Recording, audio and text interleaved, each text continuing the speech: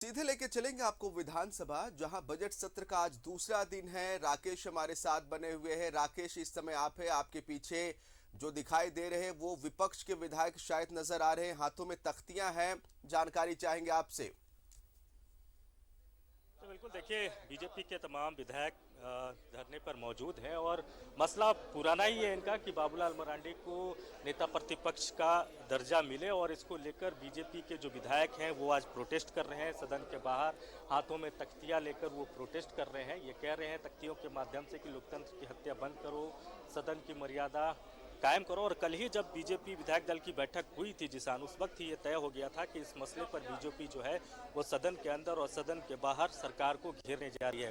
राजभवन भी बीजेपी का डेलीगेशन इसी मसले पर कल मुलाकात करने पहुंचा था। हमारे साथ देखिए विरंची नारायण हैं, बीजेपी के विधायक हैं। विरंची जी, एक बार फिर आप इस मांग के साथ सदन में पहुंचे हैं। कल जब विधायक दल की बैठक हुई थी तभी ये स्ट्रैटेजी बन गई पार्टी की तरफ से। देखिए, पिछले 26 महीने से अन्याय हो रहा है और अन्याय करने वाले कोई दूसरे लोग नहीं हैं। माननीय विधानसभा अध्यक्ष जी विधानसभा के कस्टोडियन होते हैं और उनको न्याय करना चाहिए। सरकार के इशारे पर आकर यदि विधानसभा अध्यक्ष जी इस प्रकार का काम करेंगे तो इससे लोकतंत्र कलंकित होगा, शर्मसार होगा। आखिर जब इलेक्शन कमीशन ने राज्यसभा के चुनाव में बाबूलाल जी को भारतीय जनता पार्टी का वोटर डिक्लेयर कर दिया तो कहाँ क्या बचा। आप जेवीएम के नेता के रूप में मान्यता आपने दिया है प्रदीप यादव जी को, और पूरी दुनिया जान रही है कि वो कांग्रेस के कार्यकारी अध्यक्ष है, प्रदेश अध्यक्ष हैं। तो अब तो माननीय प्रदीप यादव जी ऐसे वरिष्ठ सदस्य के भी नैतिकता पर सवाल खड़ा होता है कि आप कांग्रेस के हैं कि जेवीएम के हैं। आपको भी एक पद छोड़ दीजिए। अगर आपको लगता है कि आप जेवीएम के ही हैं तो कांग्रेस के कार्यकारी अध्यक्ष पद से इस्तीफा करिए। तो हम लोग जो विरोध कर रहे हैं, अब लोकतंत्र की हत्या पिछले 26 महीने से हो रही है। भारतीय जनता पार्टी के कार्यकर्ता इसलिए प्रोटेस्ट कर रहे हैं कि बाबूलाल जी को अब नेता प्रतिपक्ष का दर्जा दे, ताकि लोकतांत्रिक जो गतिरोध है वो समाप्त हो, सदन बढ़िया से चले। आपको लगता है कि बाबूलाल मरांडी के नेता प्रतिपक्ष न होने से बीजेपी हाउस के अंदर कमजोर पड़ती है? निश्चित रूप से नेता प्रतिपक्ष का अपना महत्व है, अपना वजूद है, और नेता प्रतिपक्ष का कुर्सी आज खाली है, उस जगह खाली है। आप प्रेस के बंधु देखते होंगे, नेता प्रतिपक्ष कभी भी सदन में उठते हैं तो अध्यक्ष की मजबूरी होती है उनको बोलने देना। आज जब नेता प्रतिपक्ष है नहीं तो अध्यक्ष जी स्वतंत्र हैं, वो हमें बोलने से रोकते हैं। आपने देखा होगा कि जब भी बाबूलाल मरांडी जी हाथ उठाते हैं तो उनको बोलने नहीं दिया जाता है। तो ये बहुत ही दुखद है। देखिए, ये मांग पुरानी है लेकिन इस मांग के साथ आज भी बीजेपी खड़ी है। मनीष जायसवाल जी है। मनीष जी, लगातार आप लोग बाबूलाल मरांडी को नेता प्रतिपक्ष का दर्जा मिले, ये मांग इससे पहले भी हाउस जब था तो आप लोग कर रहे थे, लेकिन स्थिति कमोबेश अब भी वही है। ये इनकी अकर्मण्यता है। देखिए, दो चीज अभी ये काम करके इन्होंने लोकतंत्र की बिल्कुल हत्या कर दी। दूसरा, संविधान का इन्होंने जो धज्जी उड़ा दिया।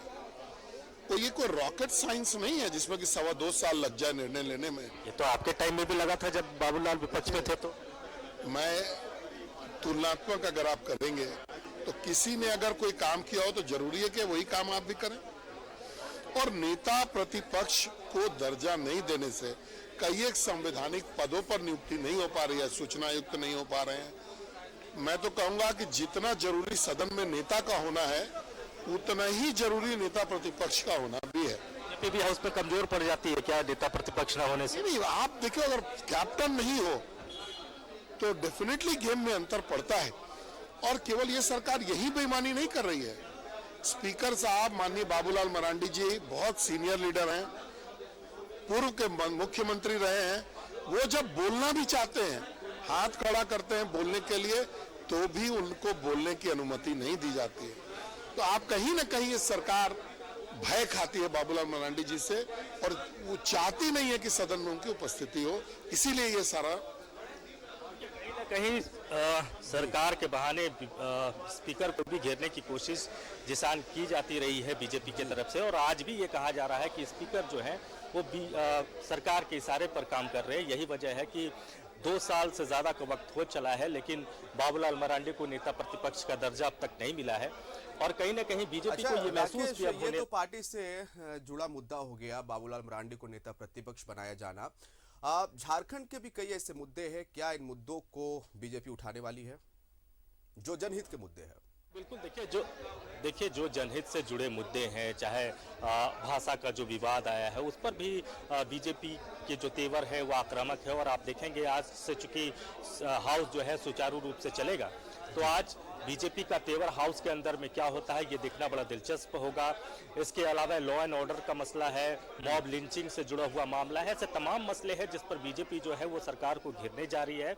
और थोड़ी देर के बाद आपको वो नज़ारा दिखना शुरू हो जाएगा, आपको वो आप कह सकते हैं कि एहसास हो जाएगा कि बीजेपी किस तेवर के साथ अब हाउस में रहेगी। क्योंकि कल जब विधायक दल की बैठक हुई थी तो उसमें ही कई सारी चीजें तय हो गई थी कि बीजेपी किस रणनीति के साथ सरकार को घेरने जा रही है। बाबूलाल मरांडी का मसला बीजेपी ने सबसे प्रमुखता में रखा है और उस मसले को लेकर अभी बीजेपी के जो लोग हैं वो सदन के बाहर प्रोटेस्ट कर रहे थे।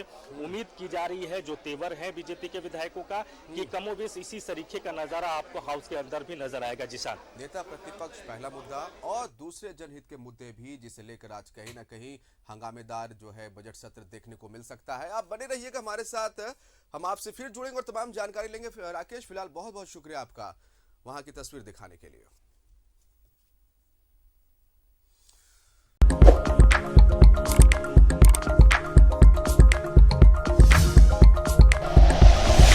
Like and share videos, subscribe करें हमारा चैनल और प्रेस करें बेल आइकॉन। न्यूज़ 11 भारत, सच है तो दिखेगा।